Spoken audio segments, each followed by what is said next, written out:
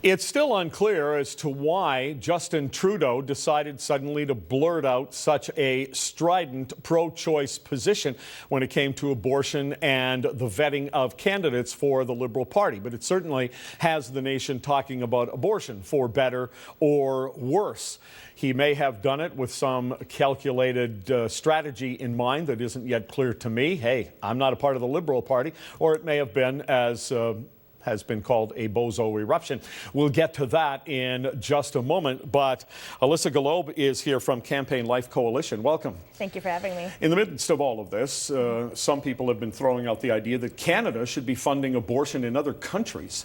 How do you react to that? Well, I mean, Stephen Harper made it very clear during the G8 summit and Raise Reproductive Motion in 2010 that Canadians want to see their foreign aid money go towards things that will help women and children and not divide the nation. So he made it very clear that abortions would not be funded overseas. And so I think those calls are pretty much dead. I think everyone accepted that, and that, you know, our money should be going towards things that help women and children, and you can't help children if you're killing children. Well, even if people, I think, have a completely different approach toward abortion than you do, or that I do, I think they should see that other countries are going to have to sort that out for themselves. That's not necessarily the health crisis that so many foreign countries have that would be immediate, where our foreign aid would go. Absolutely, and nations around the world know that Canada has been very effective in dealing with newborn and maternal health care, which is why Stephen Harper is having his summit this weekend to exemplify that since the G8.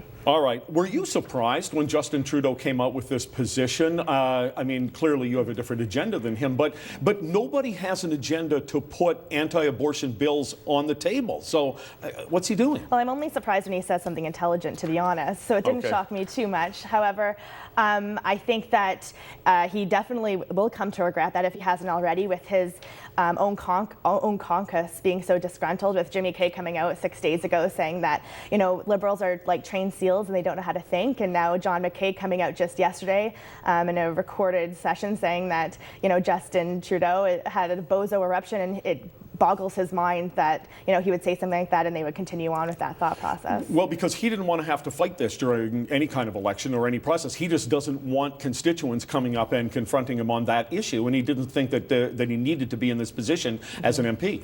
Yeah, but little did he know that by saying that pro-lifers weren't allowed to run for the Liberal Party, he was ostracizing half the country who do hold some type of pro-life values that polls consistently show. Not to mention, last week also being questioned about the issue of sex-selective abortion and saying that he respects women's choices even when it comes to sex-selective abortion, which is a radical position to hold, and isn't surprising considering, you know, last winter when he had his ladies' night in Toronto saying that he admired China's government. So we shouldn't be too surprised about that, but he is continuously, week after week, saying things to dig himself in a deeper hole.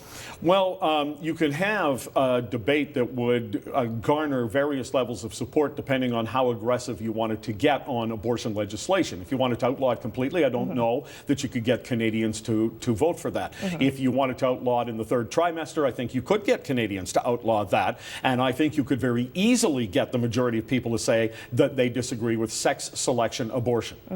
Absolutely. I mean, polls consistently show this. They say that 92% of Canadians are against sex-selective abortion. Different polls say that, you know, the country is divided on abortion. But even if it's just divided, to say something so radical that people who disagree with his radical position on abortion aren't even allowed to run for a party that, you know, didn't even have a position on abortion up until 2 years ago and always had a free vote in terms of conscience is preposterous. And I think it will definitely hurt them in the next election. Well, for you, with your agenda, are you disappointed in Harper as the Conservative wanting to run away from this issue?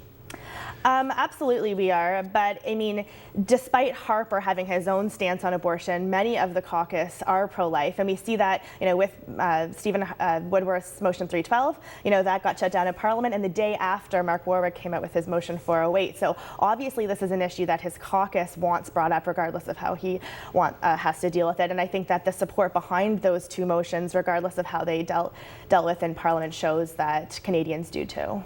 Well, sometimes they call this this issue, the third rail of Canadian politics, and no politician left, right, or center wants to deal with it by fear of not being elected. But the majority of Canadians want some sort of law on abortion. It's ridiculous that we have no law, so de facto anything is legal. Why wouldn't that work for a politician? You know, I think that this is really going to be a turning point, because right now we have the NDP and the Liberal arguing about whose position on abortion is more extreme and more radical. And so now I think this is Harper's opportunity to come out and you know, to address the SOCON base that he has, and with this issue in particular, since it's such a hot topic, and obviously Canadians don't agree with how Trudeau or Mulcair are handling it.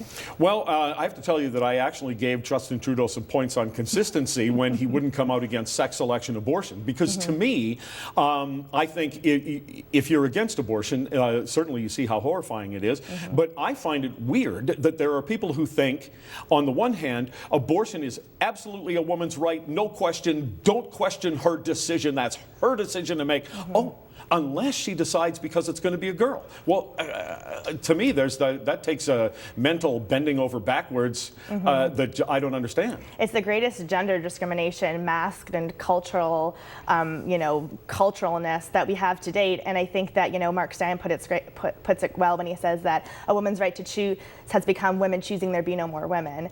And I think that turns the argument on its head, and I think it's exactly what happens. Well, maybe if it's put forth to people as, first of all, because it's not just a solid black or white kind of issue. There are so many areas of where you are in the terms of the baby, and now the sex selection. If you just had people concentrate on sex selection, you might actually be able to make a step forward.